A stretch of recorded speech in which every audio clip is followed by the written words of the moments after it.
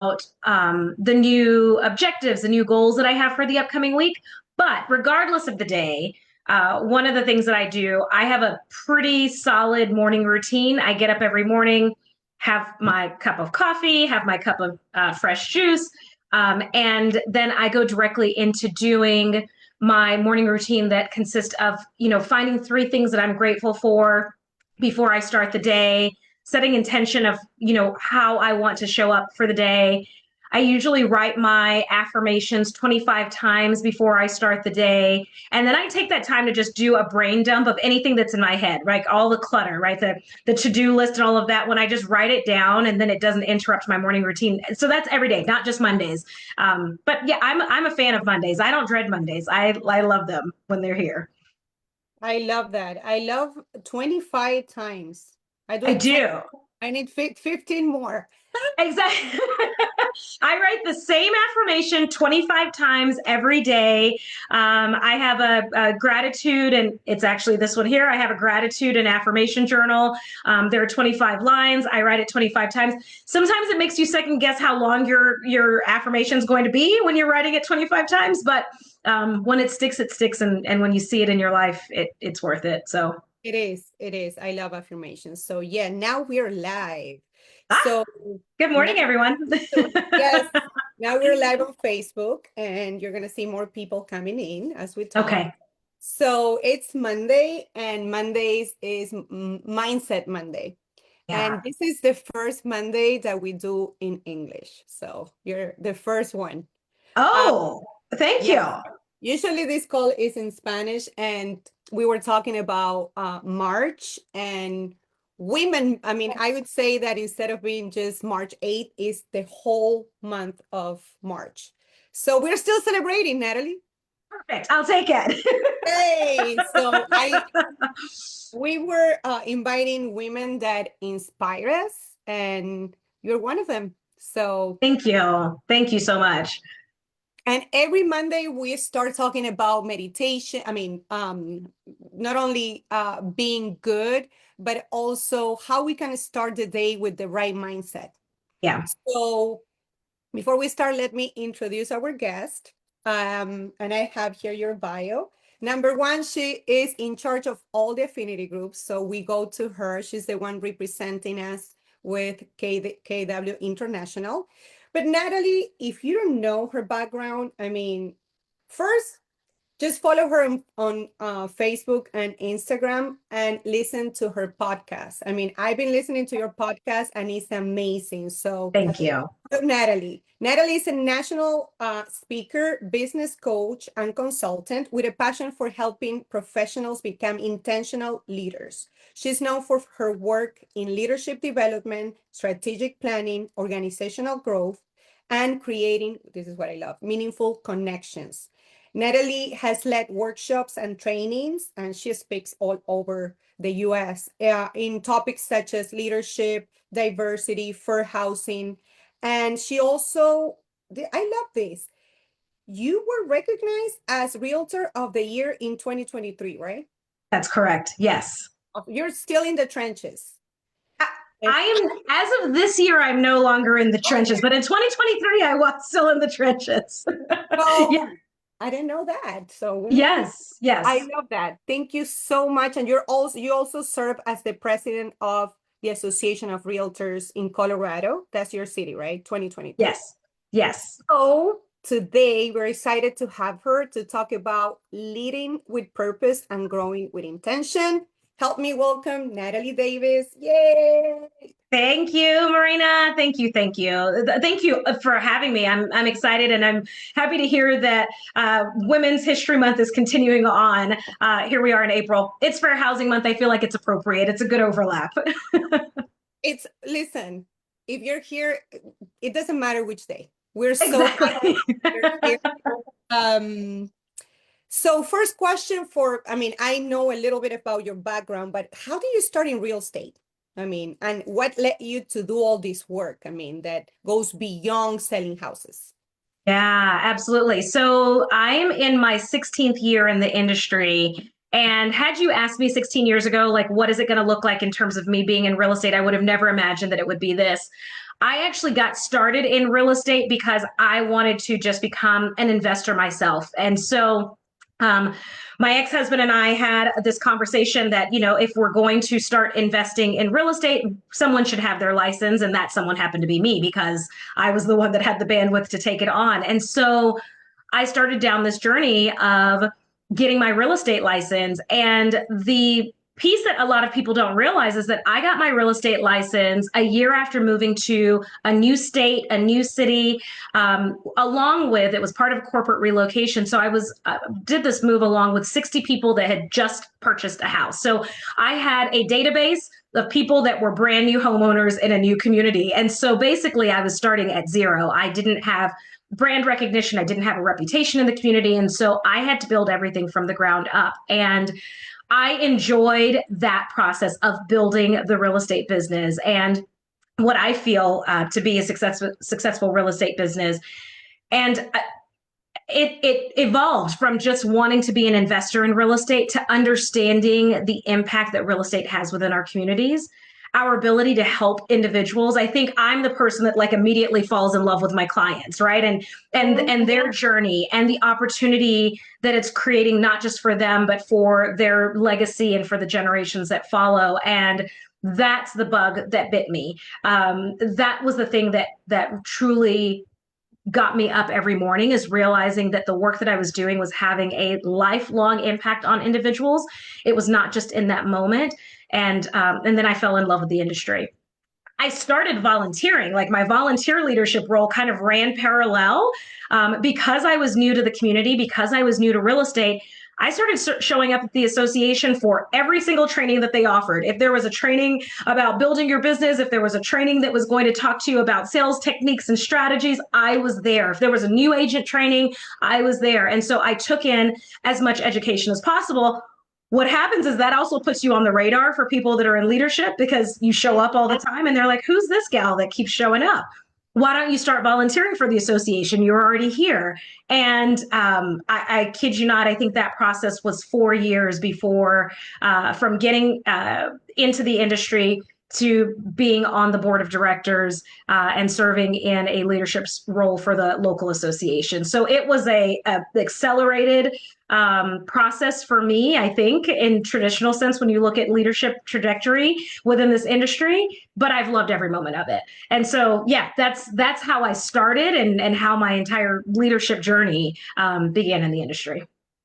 I love what you said about showing up, because people Yeah. thought you were showing up and you were Yes. volunteering, and it Yes. was more about selling houses. And it's so funny because for me, it was the same beginning. We share that. I got into real estate because my ex-husband and I, we were investing. And I'm like, I was in a transition when I had my first son, and it was the same thing. But for me, it was more like going to Keller Williams and falling in love with help, Mm, and the culture. Were you yes. in Keller Williams at the moment? No, I right? was not. I started with a boutique brokerage in Northern Colorado when I got into the business. And so I there is a part of me that's like, I wish I had found the KW family sooner. And it's recent for me in terms of being a part of the KW family. This is going on year 4 that I've been with the KW family. So before that, I was with a small boutique brokerage. Yeah, here in I love Colorado. Yeah, you Yeah. said, because we have so many classes, you said just that you were going to the board. Exactly. Because I needed that, right? I didn't have Right. that at the brokerage that I was with. So what I did was turn to the association. I said, okay, the association has it. I'm plugging in there. And at that time, this was way before the days that the association gave free education, right? It was like you're paying to show up and get the most that you can out of it. I love it. So how do you in Keller Williams, said it's time now to step up and be in leadership and be, our voice here for all the affinity groups and growth? Uh, that's a great question. So my journey into coming to this role of director of community growth, I think is one that I'd have to just say that it wasn't on my radar, right? It wasn't something that I was seeking out. My predecessor, Julia Lachey Israel, was the person that held this role for KW for almost 5 years prior to me stepping into the role. And Julia is a name that is known in the industry, especially when we're talking about work that pertains to inclusivity within the real estate industry.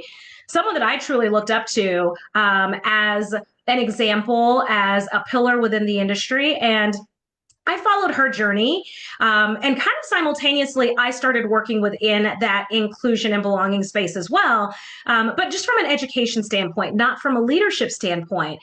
And that gave me opportunities to start sharing and doing teaching and education across the country as it pertains to bias training, fair housing training, things of that nature. And I remember the very first time that I met Julia, we were actually at the Alliance conference in Las Vegas, and I was doing a breakout session about creating an inclusive business practice. And Julia was sitting front and center in that room. And I remember looking up and seeing her, and I thought, oh my gosh, well, this is the person that I look up to. How in the world am I going to do this presentation? Like, keep it together without being a fangirl, right? Like, what in the world is happening? And so I did that presentation. Years later, she and I connected, and I was like, I have to tell you, like, the moment that got in my head the most was when I looked out into the audience. I saw you sit in front row as I was doing training on inclusivity within your business and creating an inclusive business practice. And she gave me the best compliment. She was like, your presentation knocked it out of the park. And I was like, gosh, wow, that's amazing. Such an honor to get that compliment from Julia. When she made the choice to transition into a different role and step into leadership in a different capacity within the KW ecosystem, she reached out to me and she said, I think that you need to take this into consideration. I think this would be something that's of interest to you. And also, I've already put your name in the hat. And I was like, okay. So here we are. And I took a look at my leadership journey that I had, as well as the work that I'd done so far in the space of inclusion and belonging. And my leadership journey, as you mentioned, Marina, like, I had the opportunity of being the president for the Colorado Association of Realtors. I served in various leadership roles for the National Association of Realtors. Leadership is something that is near and dear to my heart. It's not something that I take lightly. I am constantly looking for ways to improve and grow in terms of my skills as it pertains to being a leader. And then also looking at the work that had been done within the inclusion and belonging space and the work that was still yet to be done. And knowing that this opportunity was there within the KW ecosystem, I was like, yes, this is it. It aligns with the skill set that I have, the passion that I have, the direction that I'm going within my career. So this is definitely something that I'd be interested in. And fast forward, here I am. And I love what you're saying, because one of the values and goals of Chispa is to develop leaders, right? Yes, yes. Um, and this is the question that we have for you. So when it comes to mindset, right? What mindset shifts have helped you become the leader that you are today? What do you have to like overcome? How for example, you're in that stage, right? And you said, oh my God, Julia, right? She's so good. Like, tell us about that. Tell us about the mindset that we need to have in order to be a great leader like you. Absolutely. Well, thank you for that, because I feel like it's a constant that I'm learning. Right. It's this progression that you just constantly make. It's never if you have all of these things, then here you are showing up as an amazing leader. I think one of the big things that I had to truly like embrace and understand was the value that I brought to the table, and that first and foremost, like, understanding that I have a specific leadership style. I have skill sets that I'm bringing to the table. I have a passion and an area of expertise that I'm bringing to the table, and truly not just minimizing that. We all have such wealth of knowledge that we bring to the table in addition to our skills, that we can show up in these leadership capacities. And I'm a big believer that if you get everything ready in terms of you, when the opportunity arrives, there's no reservation, right? Like, you can step right into that opportunity because you've prepared to get to that point. I think the other biggest mindset piece for me, mindset is actually at the nucleus of everything that I do, everything that I talk about, even just in my coaching space and my teaching space, is understanding that you can keep yourself in what Carol Dweck in the book Mindset, she talks about having a growth or a fixed mindset. And after reading that book, understanding that you you should have a growth mindset as it pertains to every area of your life, every decision that you're making. And the hardest part is maintaining a growth mindset about yourself because we're our hardest critics, right? It's like you said, I'm like freaking out because Julia's in the room and she's like, it was an exceptional presentation. And I'm like, well, I don't know. What would I have done different if had I known that she was in the room, right? Like, I don't think I would have done anything differently. But just being in that spot and thinking, okay, you know what? I have the skills, the knowledge, the expertise, and this gift to share, this message to share, and embracing that piece of it. I think the other thing that's truly important, at least for me in my leadership journey, is that I am a lifelong learner. I am constantly looking for ways to grow, to improve, to become more of an expert as it pertains to my field or my craft. And so being in a position of being a lifelong learner has been tremendously valuable to me. And then the final piece I think is really important is making sure that we have coaches and mentors in our corner that help us because it is hard for us to see our pitfalls or our gaps or where we lack. And our mentors and our coaches are the ones that are going to really put a spotlight on those gaps to help you continue to grow if that's what you want. And sometimes it's not cute or pretty or enjoyable. Like you just have to hear the hard truth, and having somebody in your corner that's just going to give you that hard truth when you need it. That's the type of support that you need to help you continue your growth. I love what you said about number one, you had the passion, but you prepare for this. It's Yes, preparation, and that's what we need, right? In our community, just being ready for when that opportunity comes. And so absolutely. I love that you said it's about learning, like never stop learning, Yes, getting ready, having the passion, and also having those like a coach and being coachable, if you may, being yes, open to listen to the criticism. It's not pretty sometimes, but yep, it's hard to, it's good to have people in your career, in your life that are honest enough and they love you enough to say, hey, you know what? This can be improved. So um, absolutely. I love that. And I know that we have, and this is a very, it's an industry that we put a lot of time, effort. The industry and the market has changed, and it's we always talk on Monday because we talk a lot about wellness and how to have that balance or counterbalance that Gary Keller talks about, right? How do you keep intentional, right? When in your life, in your career, while you're growing the communities and creating all this impact, talking, coming, taking the plane and being Natalie. How do you keep Natalie, healthy, happy? Tell us more about that. How are you intentional when it comes to wellness and taking care of yourself? Absolutely. So I wish that I could say that I have it on all the time, but I feel comfortable saying that 90% of the time it's there because I am a person that wants to show up. I want to pour into other people. I want to be available. I want to be of support. And I often say yes to a lot of things. If you're not intentional, here's what I'll say, that 10% where I know that I'm not intentional or I'm saying yes or overextending myself, that's when my body will automatically just shut down. And it's rare, knock on wood, but when I am pushing myself too hard, that's usually when I have the sickness or the illness. I've had it show up in the form of like pain within my body, like my back completely locks up.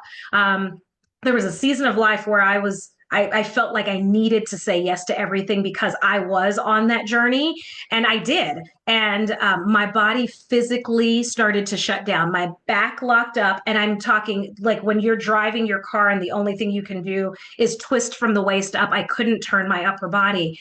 And I tried everything, right? It's like maybe I need to go to a chiropractor, maybe I just need to stretch, maybe I need to go into a hot tub. And so I tried everything, taking muscle relaxers or pain reliever, whatever it was. And then after struggling with it for a couple of weeks, and I realized it's not my body. It's me and where I am and what's happening all around me.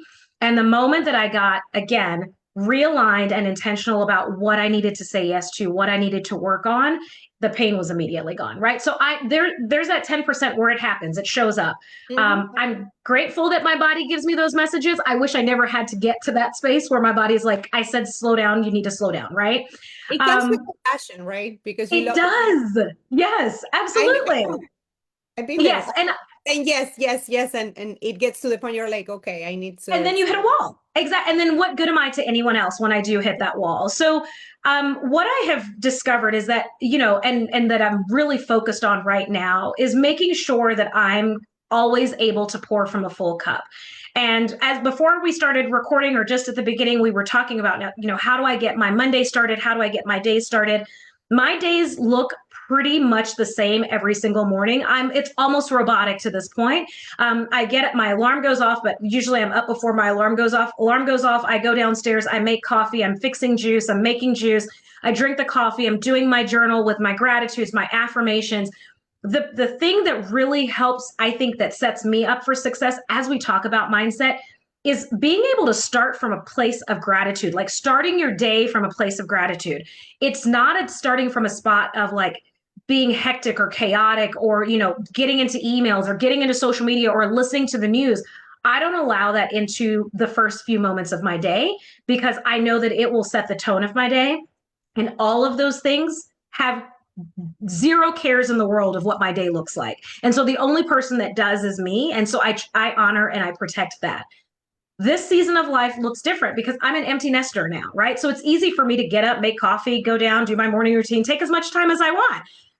I did this as well when my kids were living at home, and it looked different then. In that time, because my household got busy earlier, I would find space outside. I would sit on my front porch and I would have my coffee and my quiet time on the front porch. Just a moment where my family at that time would understand, like, okay, she's having quiet time, she'll be back in the house in 15 minutes, right? And it's like, how can you find those little moments to carve out to make sure that you are setting yourself up for success for the day? And that's on a daily basis. I think the other habit that I'm working on and continuously working on, when you say working on being intentional, especially working with the affinity groups, I want to say yes to everything. But the reality is, Keller Williams is a massive organization, right? And we can't say yes to everything because it doesn't necessarily align right now with where we are. And so I have to be very specific in understanding, okay, what are the goals of the company right now? What are the objectives of the affinity groups right now? And how can we marry those together to make sure that we're creating a space for all of our KW family to continue to thrive and have success in their personal lives and their business? And so that's a hard piece because, again, the passion, I'm like, no, we can do it. We can do it all. We can do it all right now. And that's not necessarily a win for anyone at the end of the day. So looking at the goals and seeing, and I love the way that you structure your days. I'm in another season. I have little kids, but I try to take those 5 minutes in the morning before I Exactly. set the alarm before. Yes, It used to be at exactly. night. It used to be at night because it was quiet, but now it's in the Yes. morning. I set the alarm before. So you can have that. And just, I love that you mentioned gratitude. Yes. Every November we do 21 days of gratitude. Um, and I love it. I mean, I think when you are in that energy, you are positive and nothing, makes you be down because you Yes. start the day with that energy. I love that. Absolutely. Absolutely. On the gratitudes, it's a minimum of 3 gratitudes that I find every day. There are Mhm. some days where I'll have 5 things that I'm grateful for, right? Because it's just overflowing. It's like, oh my gosh, and I'm grateful. This was on my gratitudes for today, right? Like just having the opportunity to be here with you all, I'm grateful for that. And there are some days that it has more, that I have more around the November timeframe. I usually do a challenge for myself where the entire month of November, I have to find 3 new things that I'm grateful for every single day. That puts you in a place of like true gratitude when you really look at it. So there's this book that is called The Magic, right? And they challenge you Yes. to find 10 things that you're grateful for 21 days, but they have to be different, right? So in Mm-hmm. 21 days is 210 things that you're grateful for. And you start looking at, I'm grateful for my phone because I can call, friends in Europe. I'm grateful for everything. Even light, there's places that there's no light, and sometimes we forget about that. But thank you for mentioning gratitude. So Usually this call is 30 minutes, so I'm gonna see if somebody wants to talk to Natalie, say something, any comment, any question. But here there's a lot of talking about passion. We're very Yeah. passionate in this group. And there's a lot of agents that have these dreams and they have these projects that they have in their head. And what would you say um, to these agents that have these dreams and these projects, just to put them into light, like bring them to the world? As a, Yeah. what would you say to them? Absolutely. I feel like this is such a fabulous question, Marina. Thank you for asking it because what I've been sharing with agents and leaders alike is that when we have these like ideas, it's the project, if it's a goal that we set for ourselves, we typically start at the end. Like, here's the goal that I want to achieve. And I want to invite us to really take it back and back to kind of where we've been discussing today in terms of mindset. We have to have a vision of why is this a project that you want to work on? What does your life look like? What's the impact that you want to have? What will the people around you, how will they benefit from launching this project, hitting this goal, whatever that may be? Create a crystal clear vision. What does it feel like? What does it look like? What does it smell like? Right? Like, where are you? Who are you? And so first setting up that vision, what it looks like. The next piece is making sure that you have the mindset to support that. You have to see that it's possible. You have to embrace that you're going to commit to making sure that this comes to fruition. And then you start to create the processes that help you to get there, right? So, what are the things that you need to put into place to ensure that you're going to hit this goal or launch the project or roll out this new initiative? And then you start to create the habits around it. Those small steps that you can take every single day in order to hit your goal. And then we get to the goal. Whatever we do, like a new project, and I'm infamous for it, right? I have to sometimes just check myself. There's something that I want to work on, and then I say, well, here's my goal, and I just hope that my habits on a daily, monthly, weekly basis support that. Instead, think about where you want to go. Does your mindset support it? Do you have the processes in place? Can you create those daily habits to ensure that you're going to execute that big goal that you set for yourself? And so that would be my advice. If it's a small project, if it's a financial goal, whatever it may be, if it's a passion project, if it's something personal, like even just health and wellness, right? When we talk about wellness today on Monday, if it's getting back into the gym, do you have the membership to the gym? Do you know the days that you want to avoid? Make sure that you avoid that, right? And instead of by default ending up at the gym at 5:30 in the afternoon and realizing that that's the busiest time, and what could have been a 30-minute workout is now an hour and a half workout because you have to wait for the machines. You see what I'm saying? Like, and so then we start to default back to, well, I tried it and it didn't work.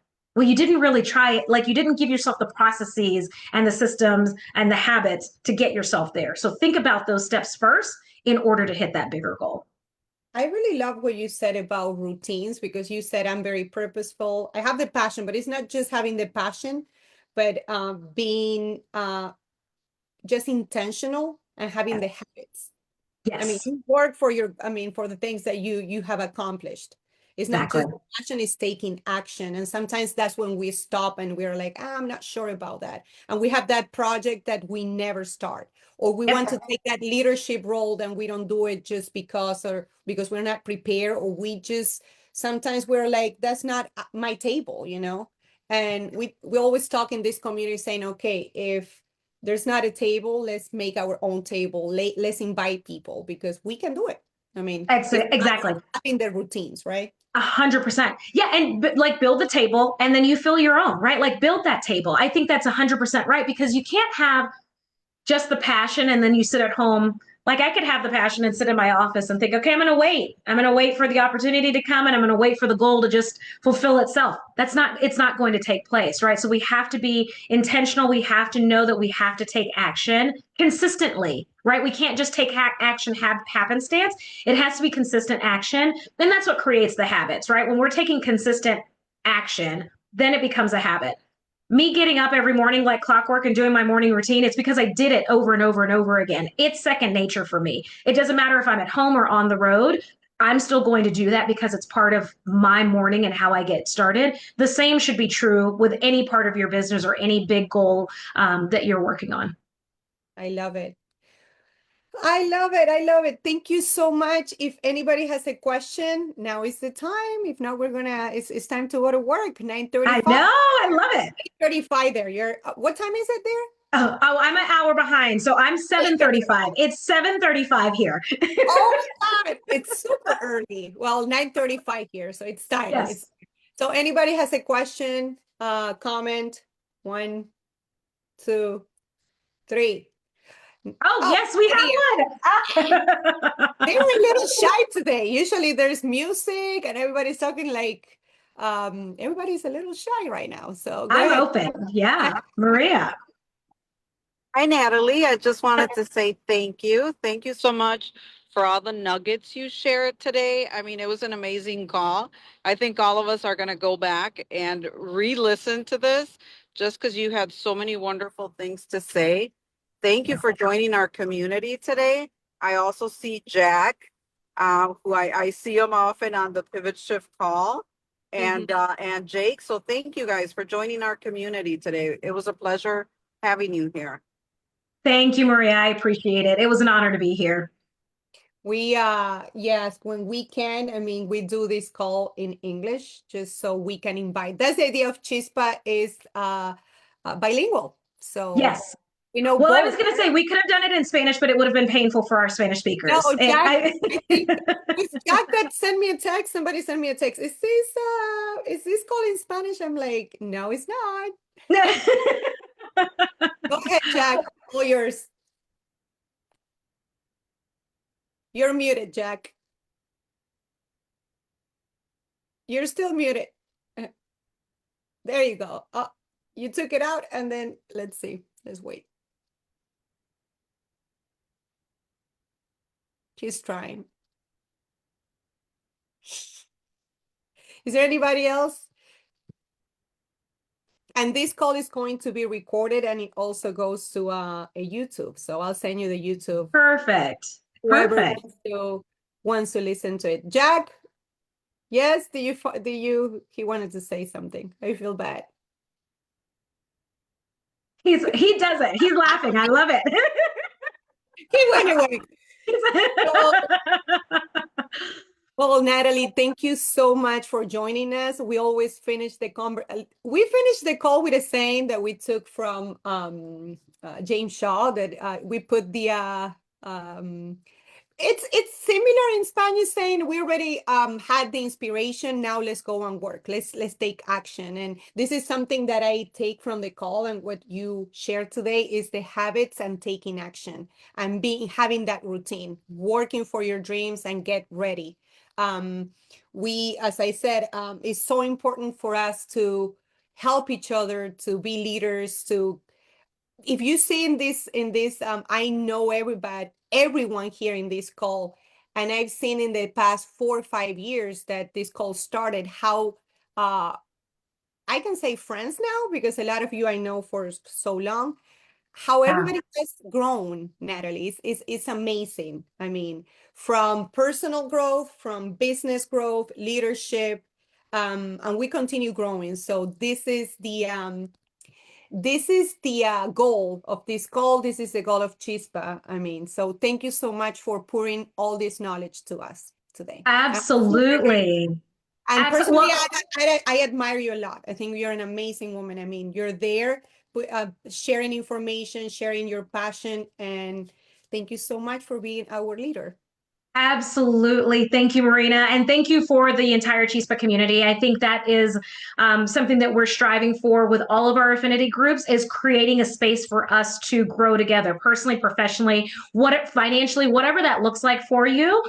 So thank you for all of the work that you're doing. I love the fact that you all are live every week. Again, it's early on my end, but it has been an absolute honor to be here with all of you. And I do have to say, like, I want to do the sign off the way that you do it. You said James has a saying and you've taken it. I'm going to say, dígame en español, por favor. What is the saying? Ya tuvimos inspiración, ahora a tomar acción. Oh, tomar acción. I love it. Now we take action. You want to say, oh my God, this is such an honor. I love it. Okay, ya tuvimos inspiración. Say it again. Ya tuvimos Ya tuvimos Inspiración. inspiración.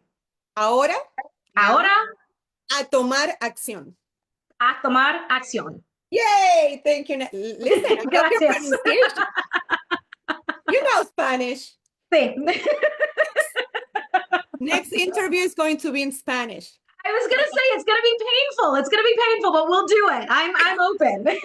Thank you so much. Gracias, Natalie. We love you. Okay. Thank you. Have an Gracias, amazing. Marina. Thank you, Bye. everyone. Have a good one. Nos vemos mañana. Bye bye.